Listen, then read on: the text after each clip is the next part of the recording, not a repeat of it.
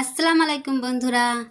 এই দেখো আমরা চলে এসেছিলাম একটুখানি স্টেশনে। এটা হচ্ছে রাজকোটের স্টেশন। আমরা প্রথমেই এসি কিছুক্ষণ বাইরে দাঁড়িয়েছিলাম, তারপরেই লিফটে উঠে পড়লাম ওপরে যাওয়ার জন্যে, কারণ আমার ননদরা দেশে যাচ্ছিলো, তাই ওদেরকে ছাড়তে এসেছিলাম।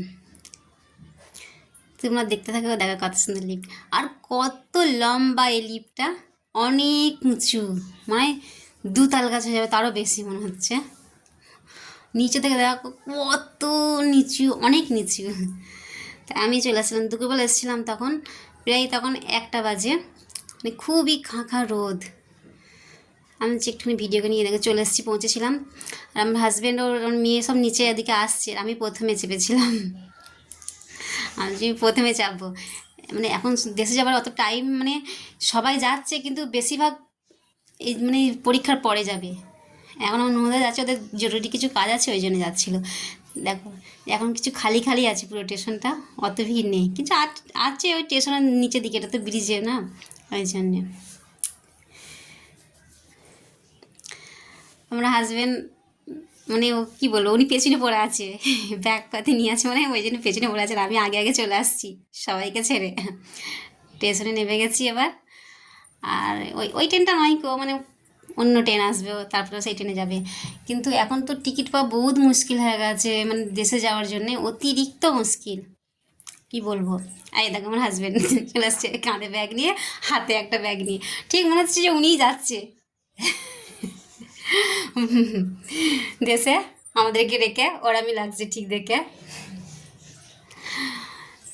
আর তেমনি মানে স্টেশনে গেছি, অতিরিক্ত গরম, বাপরে ওরকম তাত, বলছি এখনই যদি এরকম হয় তাহলে মানে আর 1 মাস পরে কি অবস্থা হবে। এই তো ট্রেনটা চলে এসেছিলো, এই ট্রেনটাতে যাবে। মানে এখন অত বেশি মানুষ যাচ্ছে না, কিন্তু তাও যাচ্ছে, তাও মানে টিকিট পাওয়া যাচ্ছে না এখনই, মানে অত টিকিট অত মানে পাওয়াই যাচ্ছে না ভালো করে। তাহলে তখনকার দিনে কিরম হবে, মানে টিকিট পাওয়া যাচ্ছে না। 2 মাস আগে থেকে আমরা, মানে আমার হাজব্যান্ড গেছিলো, পাইনি তো। কী অবস্থা, মানে এখানে বিদেশে থেকে দেশে যাওয়া কত মানে প্রবলেম, কি বলবো। যখন যেতে চাইবে তখন মানে টিকিটই মিলতে চায় না, খুব অসুবিধা।